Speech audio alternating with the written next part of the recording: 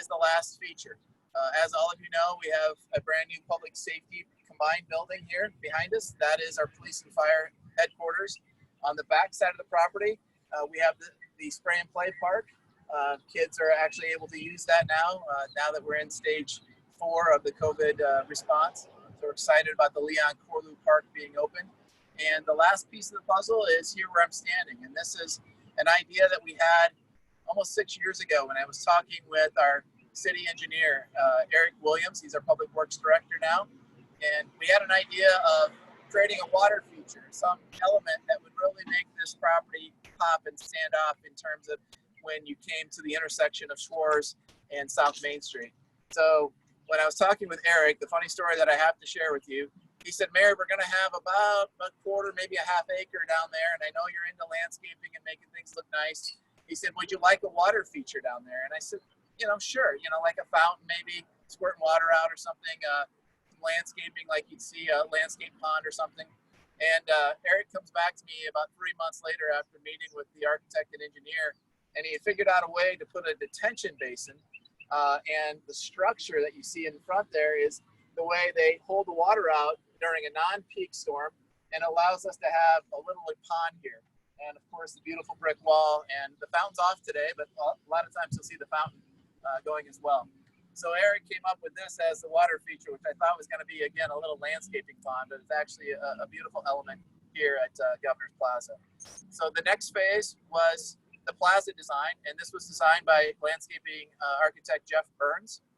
He and his crew were out here, poured a beautiful plaza with stamped concrete, and we have a tribute to the 5 governors that had either lived or were born in the Edwardsville area and contributed to our history here. In terms of historic properties, there's 3 that really stand out to me.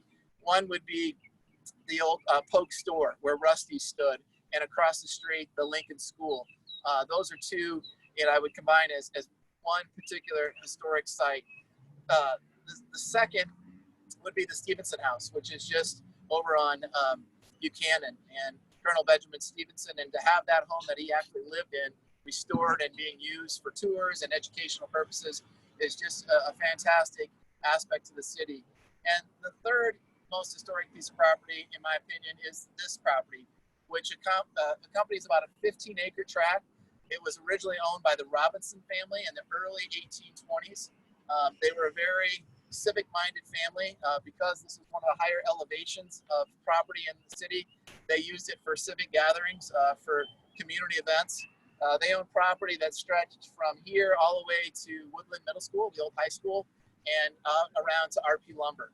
So if you know the history of the Robinson family, he eventually partnered with Nitti and Edwards in development. So they helped develop some of this area of Edwardsville, some of our first outside of the Main Street corridor to be developed. So the Robinson family eventually sold this property to the county, and the county used this as a poor farm. Back in the 1860s and 1880s, poor farms were areas that you could go if you were ill, or if you couldn't take care of yourself, or if you were needing assistance, whether it be food assistance or living assistance. And so many residents, less fortunate residents, were cared for by the county here on this property. And to me, that's a wonderful story about how even 150 years ago, Madison County residents and Edwardsville residents took care of the less fortunate. There is a plaque over on the other side. Well, it's actually out by the road here. And if you want to read about the poor farm and the contributions, it eventually became a tuberculosis clinic, a hospital, and ultimately a shelter care. And most of us remember the old shelter care structure that was here before the city bought the property from the county. So the neat thing about this property is it's been in public hands since the mid-1800s. And with this building and with all the new features, we could probably expect it to be in public hands for another 100 years. So a very significant piece. The last thing I'll share with you before turning it over to SJ was these plaques, which I would encourage all of you to come by and read someday. These represent the 5 governors that came from Edwardsville. First, it was Governor Edward Coles, and then Governor Nitti Edwards. We had Governor John Reynolds, Thomas Ford, and ultimately Charles Deneen, who served 2 terms as governor. So these governors all had a contribution to our community, to our county, and to every resident in the state. We had history students from Edwardsville High School put together the histories and the contributions that these individuals made. Some of them believed in open government and making sure people had access and process in that government. Some of them worked on things up in Chicago, like the canal, to make sure that Chicago was able to develop as obviously one of our premier cities in the United States, but at the time, was smaller than Edwardsville. So if you look at some of these contributions, read the plaques. Again, they were put together by Edwardsville High School history, American history honor students, and just the regular class students. And they took a lot of pride in doing the research and putting the words on these plaques. If the program's still running and you want me to read some of it, I will. But at this point, I would prefer to hand it over to SJ, and he'll give a personal touch and a local history touch to this plaza. Thank you. Thank you, Mayor. Thank you, Mayor. Hi, Rotarians. I'd say good to see you, but I can't. So I hope it's good to see me. One of the really cool features of this Governor's Plaza is the dedication of 3 benches here on this site. Mayor Patton and the city decided to use this as an opportunity to honor and recognize individuals who have made significant contributions to our community.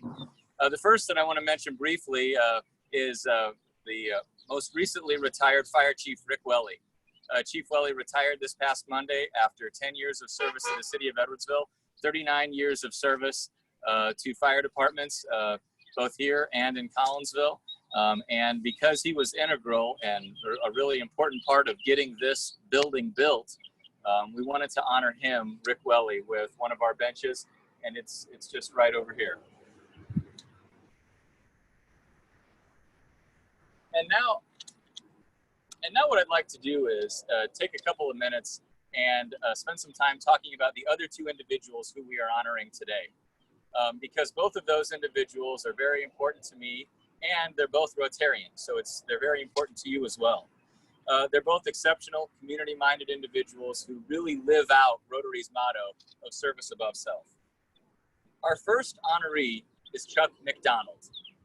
Chuck is originally from East Orange, New Jersey, and bounced around the East Coast, attended Central Connecticut State University, and went on to become their Director of Public Safety. One of the things that Chuck did when he was at Central Connecticut State was work with the Connecticut General Assembly to make all of the campus police stations official police stations. And in doing so, it allowed them to participate, among other things, in the Police Academy training program, which was really important. Chuck came to Edwardsville in 1979 to be SIUE's Chief of Police. And during his 20 years at SIUE, Chuck served as the president of the Southern Illinois Police Chiefs Association and the Illinois Chiefs of Police. He also served on the board for the Major Case Squad of Greater St. Louis and the Law Enforcement Training and Standards Board. When Chuck retired in 1998, and he continues to be the longest serving police chief at SIUE, Chuck has a long range of community service. He was involved not only with Edwardsville's Mobile Intensive Care Trust Committee and served as its past chairman. For many years, he chaired the Madison County chapter of the American Red Cross and served on the boards for Big Brothers Big Sisters, the Center for Autism, and the Salvation Army. As most of you know, Chuck is a longtime member of the Edwardsville Rotary Club, has many, many years of perfect attendance. He's a past president and a Rotary Paul Harris Fellow. So if you would, please join me in giving a round of applause for Chuck MacDonald.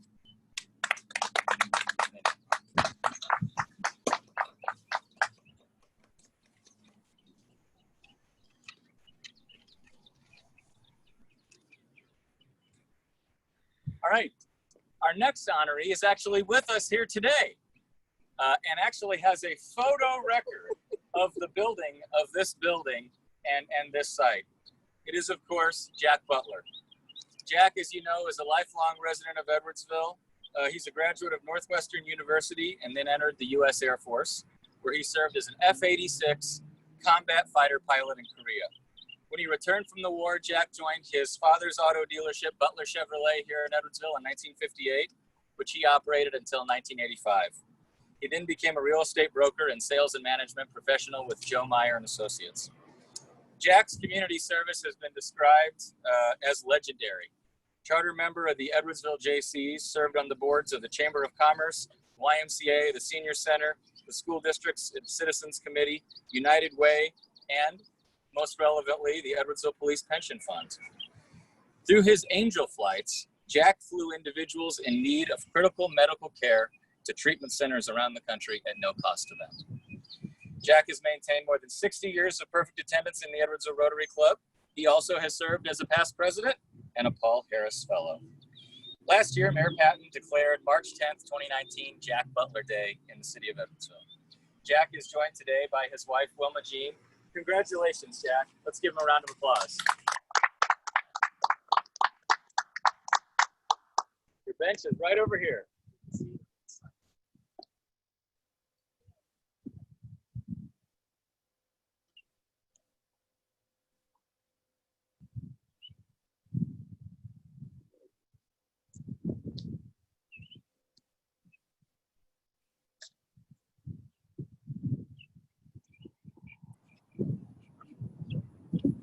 That's quite something. You're quite something.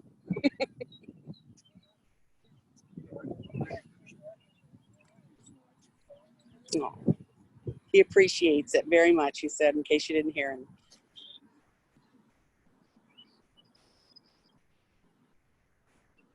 Are you smiling, Jack? I can see it in his eyes. Aw, aw. Aren't these things lovely? Yeah. Thank you very much.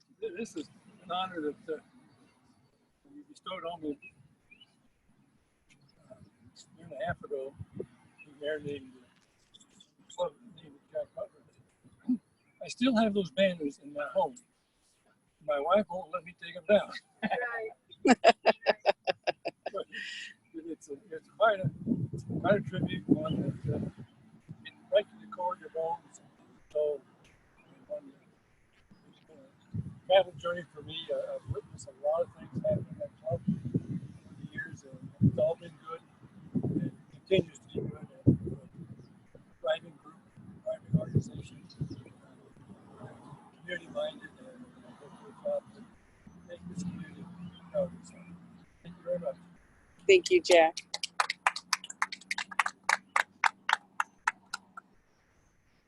Okay. That was it, right? Thank you, Rotarians. Thank you for sponsoring Jack's Bench. And Chuck, thank you and your family for sponsoring this one.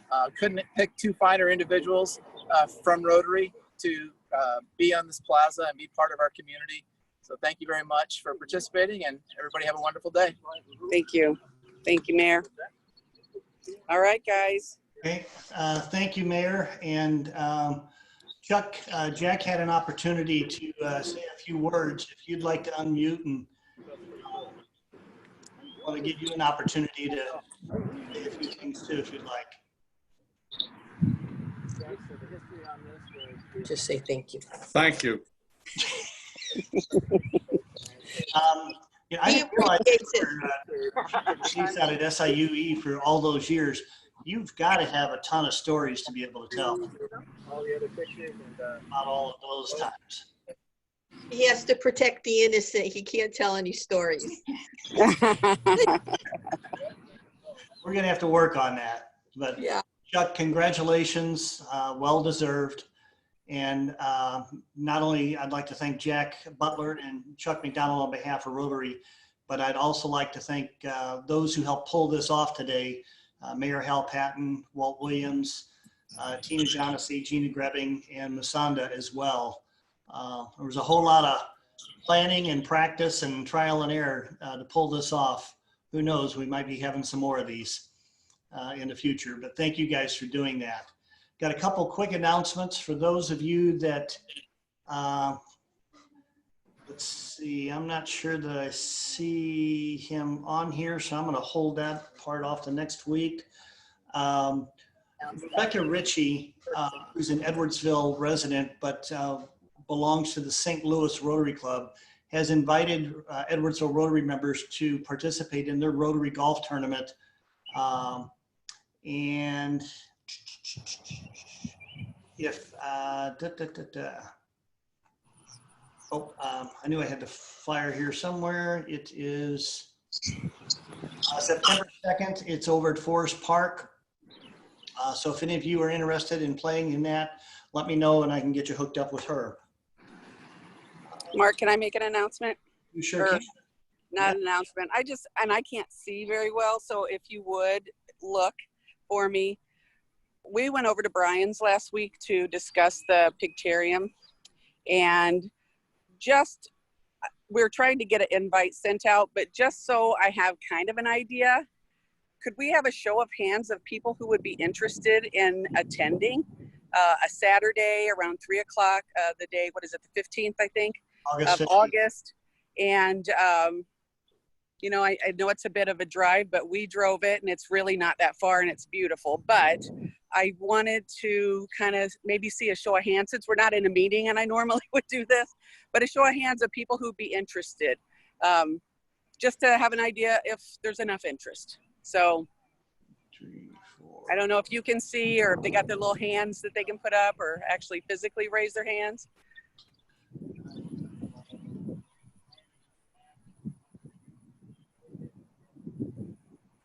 Let me know what you see, Marky Mark. I'm coming up with about 12, but I can't see anything on the screens where it's just names. Okay. Well, maybe do a chat or something. How many people are there today? Let's see on the chat. Yep. Okay. The numbers All right. coming up. Okay, sounds good. I just want to. I got to try and figure out this event right. So it's Okay. worth it. It's worth it for me to figure this out. Then. All right. I'll let you go on with your meeting, and I'm going to head back to work. Okay. Thanks, Tina. Thanks. Bye. And Gina, if I could turn it over to you to introduce our program today. You're muted. Okay, so some of you may remember when we did the CEO program, Sam Lewis. He is the one that had the hydro-dipped water bottles and was giving a percentage back to a organization for saving oceans, providing water. Just a great all-around kid. And then he decided he got a 3D printer, I believe, for Christmas and wanted to do more good. So he decided to start making some masks for local nursing homes and residential, you know, the retirement community type things, hospitals, doctor's office, whatever.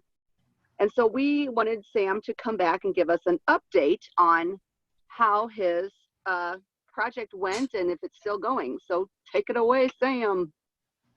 Awesome. Well, thank you guys again for having me. It's been a while since I've done anything like this, so it's pretty cool to do.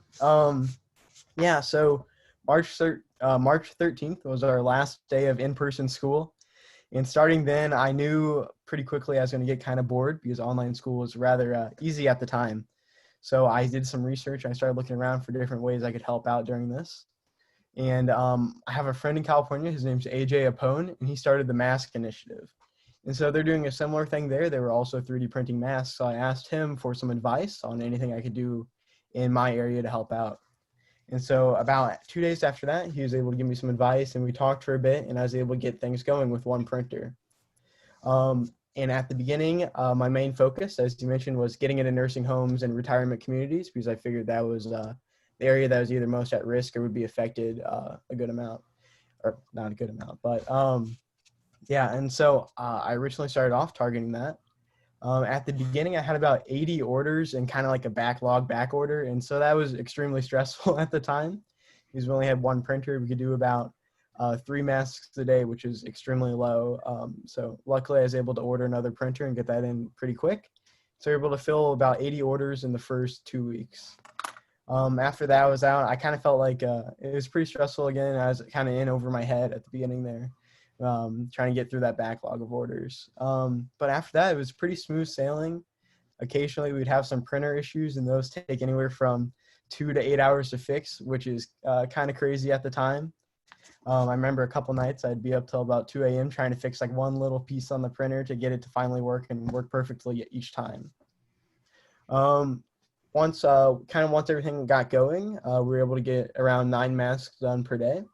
And that was pretty big at that point. So each week we were able to do what is it? No, oh my God, I haven't done math in a while. I'm sorry. 63 a week at that point.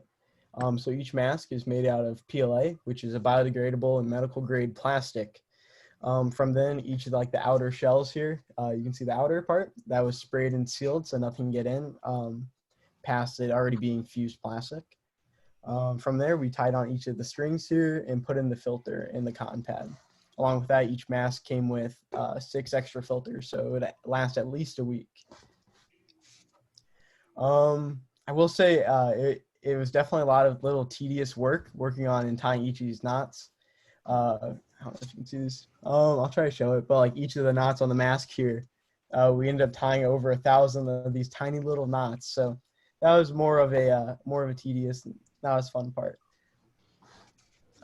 Yeah, so my next idea was to try to go ahead and create a decent amount of these masks. So create around 100 to just have in stock and have ready for orders, because I was assuming those are going to pick back up. But to my surprise, it didn't actually. So we had no orders after about 2 weeks, and that's when things got a little weird, because I had all these donations and I had to do something with it. So I decided I called every single nursing home in the area and any nursing home within about a half-hour drive. And so from that, I was able to get up about 116 orders. And I felt like things were kind of going well here, and it was a lot of fun. And it was nice to be able to drive to these places and be able to talk to people and give them the masks, because you know that you know exactly who they're going to, and you can talk to the people, and kind of felt good to be able to do something like that. And then from there, we started filling about some mask orders that were anywhere between 5 and 10, and those are kind of nice because you can do those in about a day. And towards the end here, for the past month, I met Matthew Bogard, and he works at the Madison County Emergency Management Agency. And he's definitely one of the nicest people I've met throughout this whole process. And they've allowed us to donate masks to them and almost work as a distribution service. So we were able to get our masks to them, and they would hand them out to whether it be nursing homes or fire departments or police stations, anyone who really needed them. Yeah, so through him and with the Madison Emergency Management Agency, we were able to donate around 300 masks, and that brought our total up to over 500. And so actually on Monday, the 13th, we just wrapped up. And so we have a little bit of money left over, and that'll be donated to a charity working towards ending Corona and COVID. Right now, I have started to work on a new little project. I've been working on like these ear relief bands for employees and people who have to wear masks all day. And so those have been a big thing. But going back to the project, I will say I learned a lot. I learned a lot about 3D design and project management, and definitely trying to stay on budget. Because it's never really certain when you're going to get donations. So it's more of a spontaneous thing. And when that came in, that was a big relief. So being able to stay on budget and not go past that, and not go into too much debt with this. And yeah, I think that was definitely the biggest thing I learned was time management for sure, and being able to plan out my day to where I have a few hours every day, about 4 hours, to be able to work strictly just on these masks and get all the little work done on them and everything packaged up and sealed and cleaned and everything. Yeah, and so yeah, going back to the budget thing, I know we were printing about 9 masks a day, and we definitely could do more than that, but to be able to like stay somewhat on budget, we slowed the speed down to about 50 millimeters a second to keep that at a good pace. But yeah, definitely seeing people and being able to get out and get these to people and see them in person was a big deal for me. That was a lot of extra added motivation, because you actually got to see who you're helping. So yeah, so that's kind of the story with that. And I've been doing it since March. And like I said, we just wrapped up this Monday. So overall, it was a lot of fun, and I'm glad we were able to help a good amount of people. But, thank you, Sam. And I'd like to open it up to any questions from anybody. Just go ahead and unmute yourself and fire away. I have one quick question that I was curious about. Knowing what you know now, what would you have done differently? That's definitely a good one. I would have been more prepared and got supplies a lot sooner. So I know one of the big issues was shipping, and I know for a while that basically had shut down any products from China or foreign places was impossible to get. And so finding elastic straps for these masks was near impossible for the first 2 weeks. I know I was asking all my family, going on Facebook, just trying to find people who had this elastic. But luckily, a lot of those orders were able to catch back up, so we had a bit of a stockpile going into the second month. Okay. Masanda's asking, can you show us the printer? Oh, yeah, sure. I can run downstairs with my computer real fast, if that works. Sure. Yeah, cool. Let me grab this. I'll give you a little tour in there. While you're running, Sam, Yeah. how far did you send masks? Like, was it all local? Did you have to ship any out to other states? No, so they were all local. We got lucky with that. The management emergency agency was in Wood River, and they were able to stretch farther and get them out to a lot of different places in Illinois and Madison County. So.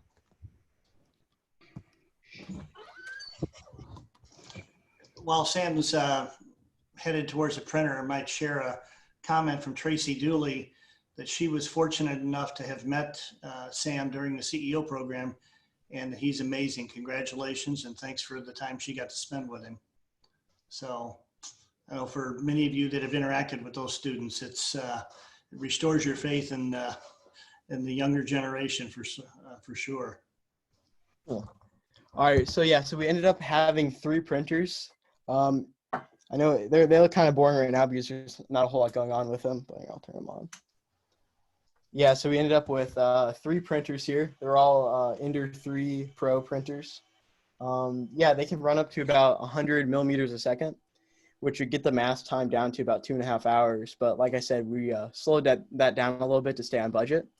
And so each mask ended up taking about 5.5 hours, or 5 hours, 26 minutes is exactly what it was. So yeah. Let me see. There's a better way to show this. But yeah, like I said, we have 3 of them. So each printer, you could fit 2 masks on it, but it ended up best to just fit 1. Because oftentimes there would be an issue or a little clog or something in the hot end, which is, which is this piece here. And that would allow the whole thing to get messed up. And that was about $5 of filament there. So yeah. Okay. Carolyn's wondering, what's the approximate cost of each mask? Yeah, so with the filters and everything, it costs around $4 a mask. Yeah. Unfortunately, when we first started, PLA costs were about $15 to $20 a spool, and that went up to $30 pretty fast. So, yeah.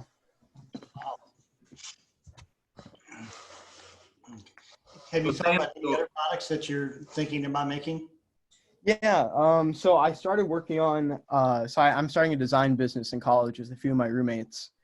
So yeah, I've been working on some different portfolio projects to try to get more practice and everything. So one of the things I've worked on is, these are ear relief bands. And so it's basically for, right now I've been trying to reach out to different employers and people for their employees to provide like ear comfort.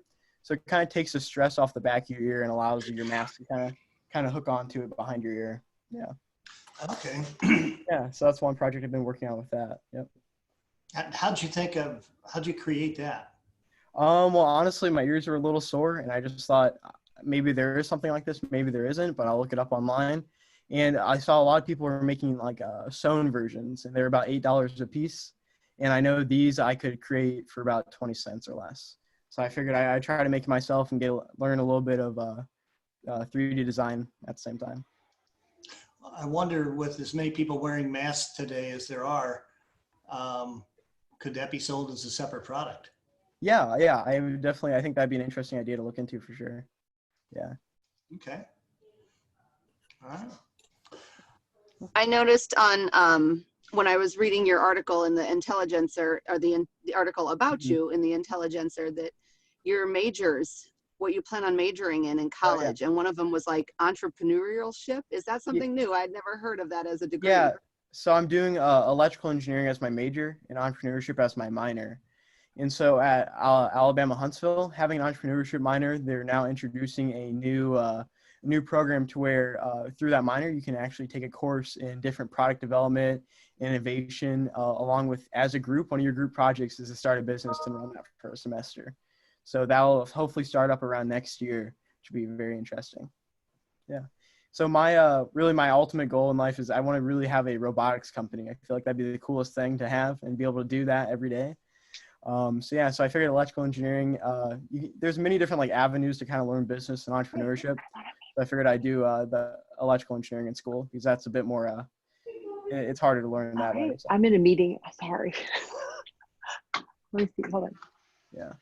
Talk about the drone project. Oh yeah. So recently, for the past week, I started building a new drone. So the final product will be completely autonomous, along with having object detection and avoidance, which it sounds kind of fancy, but it's a fancy way of saying my original one, I crashed it a lot, and this one I prefer for that not to happen. So yeah, that's, I know that'll probably take at least another month to finish up.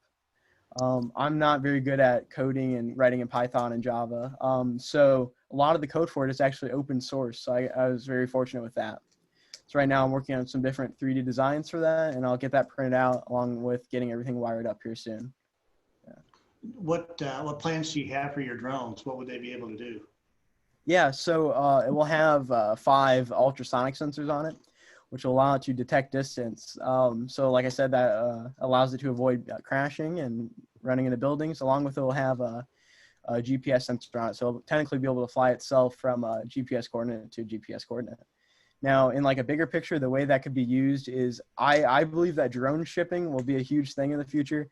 I think that'd be something really cool to work on. So maybe making a prototype for that could work into this. Yeah. So the drone's more or less like a platform to kind of build off of and do different things with it, whether that's like land mapping or cinematography. Yeah. What kind of weight restrictions do you see on drone shipping? Honestly, so based on the size of the drone, if you were to have one that's maybe like maybe 1.5 feet wide or so, that could probably carry 5 to 10 pounds. So nothing extremely heavy, but like your average mail or your Amazon package for sure. Okay. All right. Somebody's wondering if you could build one to transport Brian Mulhall from Greenville. I don't know, that maybe that'd be interesting. They can crash. Take a few drones. I definitely think it wouldn't crash. So yeah, so besides weather and all that, let's say we're a stormy day, that you obviously, there's a little bit of a restriction there. As far as water goes, it can mostly be watertight, waterproof. Yeah, so yeah, honestly, the bigger it is, it's able to carry like a bigger payload and a bit more steady. I know the only company to have a certified drone for this is Google right now, and that is in, I think, rural Texas, and they're allowed to deliver coffee. So right now, the main FAA restriction towards drone shipping is that you're not allowed to land with the package, which I know sounds like the weirdest restriction. And I know, I'm pretty sure it's just to prevent people from doing it, and it's really annoying, honestly.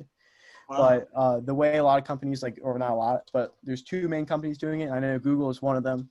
The way they've gotten around with that is they lower down their payload on a string, which in my opinion seems a little like hard to control almost. Yeah. Mm-hmm. So. Monica, if you wanted to unmute, I wanted to give you a chance to share your thoughts, your comments with Sam. Well, Sam, thank you very much for donating the mask for our ECDC teachers. That was our first building that we were able to open in that phase 3 of the state of Illinois. And we had a lot of parents that were very concerned, obviously, when they were sending their children back. And your masks have been great because also, you know, the fear too with our staff having people come, but it was wonderful. And I've been fortunate to live right across the street from Sam and watch him grow up. So Sam, it's been a privilege and an honor to be your neighbor. And thank you for your dedication and support to so many in our community with your talented resources that you have. Thank you. Yeah, no problem. Thank you. That means a lot for sure. Yeah. Cool. Yeah. Cool. Okay. Are there any other questions from anybody? If not, how about if we give Sam a round of applause and appreciate it. Thank you, Sam. Yeah, thank you guys so much for having me. It was really fun to do. I know, especially with CEO getting cut a little short this year, it's pretty cool to do some things like this again. So yeah, thank you guys. And there's a lot of folks in here that would applaud you guys' efforts, the way that you hung in there and adapted in spite of what was thrown at you. So that's pretty cool. And just hopefully that'll just keep preparing you for the rest of your life. And you're going to the University of Alabama, Huntsville? Yep. Starting there pretty soon with a couple online classes, and I'll be going to school about 3 days a week now. So, Cool. Awesome. Right. Well, we wish. Well, if something happens and they consider, or if they take away school privileges, Sam, you should consider tutoring and put Gina Grebbing first on the list for Sam. Bye. I will for sure. Thank you. Thank you. Awesome. Thank you, guys. Okay. All right. Well, next week, I think we've got Ann Tasowski for the program, John Gibbons for the invocation. We've got a board meeting tonight at 7. And Masanda, are you able to set us up into breakout rooms? He fell asleep. No, he's ready. Okay. If you would join me in the 4-way test of the things we think, say, and do. Is it the truth? Truth, Is it fair to fair all? to all concerned. Will it build goodwill and better friendships? Will it be beneficial to all concerned? Learn to hit that thing a little bit lighter and